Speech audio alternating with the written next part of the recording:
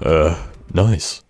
Hey, welcome back. So right now there is a serious and major problem going on in Cold War that has people in the multiplayer and zombies community like not just unhappy or disappointed but legitimately mad. You may have seen some backlash in angry tweets or videos saying that Cold War is boring or even a fucking disaster. Hey, come on man, have some mercy, it's not that bad. It is however undeniable that Cold War is not and is nowhere near a finished product and does in fact break records for a low amount of content. So even though I don't know about you, I don't fully agree with the complaints, but I can easily see where it's coming from. Giving us one zombies map for what will be a total of 4 months is mad, and it gets even worse when the first COD game from, what, 2003 has more multiplayer maps than this game. Now, Season 1 is just around the corner, we're talking a matter of days here, and the update, the content, is looking large or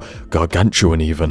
So hopefully this will fix our problems. This also means that the leveling or prestige system is going to be updated massively, which will keep us busy. With that said, I've seen a lot of you guys complaining that there is only 2 new multiplayer maps coming, regular multiplayer maps, and of course no zombies maps, so yeah, maybe our problems still actually do exist and will persist for some time. And that right there is where the problem lies. The game is not bad unless you think it is, unless that's your opinion. It just lacks things to do and content. Like, you can go back to literally any COD game and it will have more to do than this one. Another part of this, which you may not have realised, because it's kind of like, what's it called, Stockholm Syndrome, is a lack of microtransactions in this game right now. Like, there is no store, no battle pass, no supply drops, and even though, you know, we say that we hate those stuff, you've got to admit it's addicting stuff and it's always there for you to grind, whether it's a daily challenge or just putting the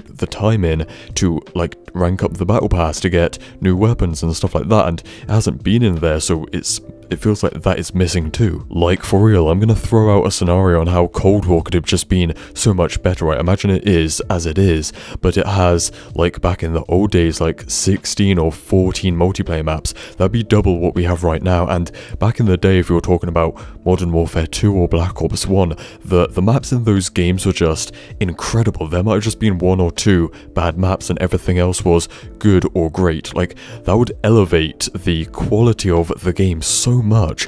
And what about zombies? No, Die Maschine is not a bad map, and zombies is not bad. People really like it, actually. Just the one map for 4 months is gonna be, it's already boring, just doing the same thing. So imagine if you had something like the pair of Shadows of Evil and The Giant, 2 completely different experiences. But there is a completely valid, not excuse, but reason as to why Cold War is the way it is.